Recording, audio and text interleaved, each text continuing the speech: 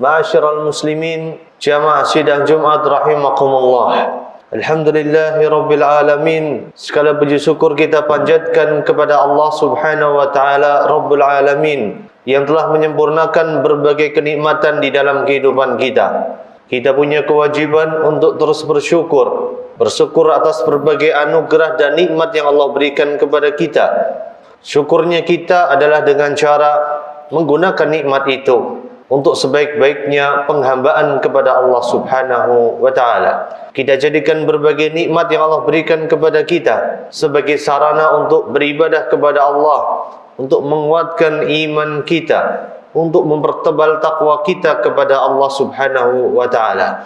Salat dan salam kita haturkan kepada Nabi junjungan kita, uswatun hasanah kita, Nabi Muhammad sallallahu alaihi wasallam. Semoga salawat, semoga salam senantiasa tercurahkan kepada beliau, kepada keluarga beliau, kepada para sahabat beliau, dan orang-orang yang mengikuti jalan beliau hingga akhir zaman nanti. Dan kami wasiatkan para jamaah sekalian dengan sebuah wasiat yang telah Allah Azza wa Jalla tuliskan di dalam tinta emas sejarah peradaban manusia saat Allah Subhanahu wa taala menurunkan firman-Nya, walaqad wassayna alladziina utul kitaba min qablikum wa iyyakum anittaqullah. Dan sungguh kami telah wasiatkan kepada ahli kitab sebelum kalian, kepada orang-orang Yahudi dan orang-orang Nasrani sebelum kalian, dan juga kepada kalian, anittaqullah, bertakwalah kepada Allah Subhanahu wa taala. Ma'asyiral muslimin, jamaah sidang Jumat rahimakumullah. Alhamdulillahirabbil alamin. Kita bersyukur dengan syukur yang sangat dalam saat Allah memanjangkan usia kita, saat Allah Subhanahu wa taala memberikan kita kesempatan untuk bisa masuk ke bulan Rajab, bulan yang agung, bulan yang mulia, bulan yang termasuk di antara bilangan bulan-bulan haram, bulan-bulan yang dimuliakan di sisi Allah Subhanahu wa taala.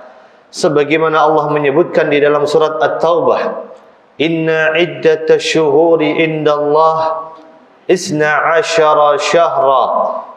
Sesungguhnya bilangan bulan di sisi Allah Azza wa Jal adalah 12 bulan. Fi kitabillah yauma khalaqas samawati wal ard. Dan sudah dituliskan pada catatan takdir Allah pada hari di mana Allah menciptakan langit dan bumi. Minha arba'atun hurum. Di antara 12 bulan itu ada 4 bulan haram, 4 bulan yang dimuliakan di sisi Allah Subhanahu wa taala. Dzalika dinul al-qayyim, dan itu adalah agama Allah yang lurus. Fala tadlimu fihinna anfusakum. Janganlah kalian mendolimi diri kalian pada bulan-bulan tersebut.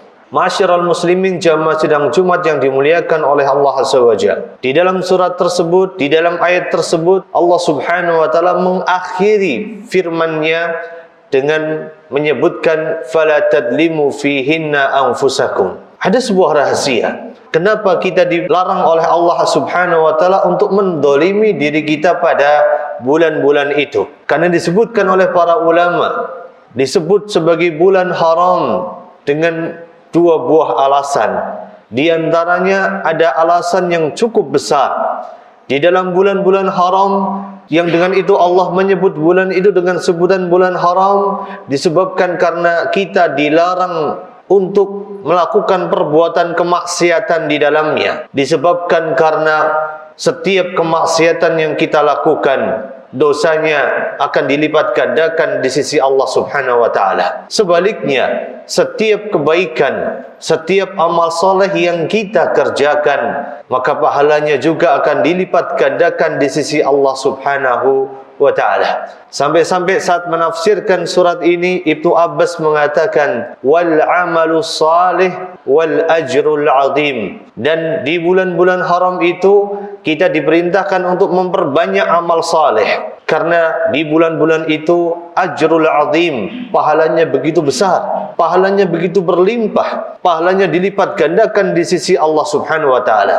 4 bulan yang dikatakan sebagai bulan haram, Disebutkan oleh Nabi kita Muhammad SAW dalam riwayat Imam Bukhari dan Imam Muslim, saat Rasulullah SAW menyebutkan az-zamanu qad istadara hayatihi yawma khalaqas samawati wal ard, bahwa sungguh waktu terus berputar sebagaimana pada saat Allah menciptakannya, pada saat Allah menciptakan langit dan bumi. Kemudian Rasulullah melanjutkan kembali, as-sanah isna asyara syahra, bahwa 1 tahun itu ada 12 bulan. Minha arba'atun hurum, di antaranya ada 4 bulan haram. Thalathatun mutawaliyatun, ada 3 bulan yang dimana 3 bulan itu datang berturut-turut. Dzul Qa'dah, Dzul Hijjah, wal Muharram. Bulan Dzul Qa'dah, bulan Dzul Hijjah dan bulan Muharram, wa Rajabu Mudhar alladhi baina Jumad wa Sya'ban, dan bulan Rajabnya kaum Mudhar yang terletak di antara bulan Jumad dan bulan Sya'ban. Dan dengan izin Allah Subhanahu wa taala, kita masih dipanjangkan usia kita untuk bisa memasuki bulan Rajab. Hari ini, hari Jumat, kita memasuki tanggal 3 Rajab tahun 1433 Hijriah, di mana bulan depan kita akan memasuki bulan Sya'ban, di mana bulan depannya lagi kita akan memasuki bulan Ramadan. Waktu yang sangat dekat dengan bulan Ramadan. Sampai-sampai para ulama mengatakan bahwa di bulan Rajab ini diibaratkan sebagaimana orang yang sedang menanam. Di bulan Sya'ban kita menyiram apa yang sudah kita tanam, dan di bulan Ramadan kita akan memanen apa yang sudah kita tanam. Pertanyaannya adalah, jikalau kita tidak mulai dari bulan Rajab, sungguh tidak ada kebaikan yang akan bisa kita panen pada bulan Ramadan. Maka dari itulah, ma'asyiral muslimin jamaah sidang Jumat yang dimuliakan oleh Allah Subhanahu wa taala, di bulan Rajab ini kita diperintahkan untuk memperbanyak ibadah-ibadah kita. Kita buka kembali Al-Quran kita. Kita laksanakan kembali puasa-puasa sunnah, puasa Senin Kamis, puasa Nabi Daud alaihissalam, puasa Ayyamul Bid yang selama ini kita tinggalkan.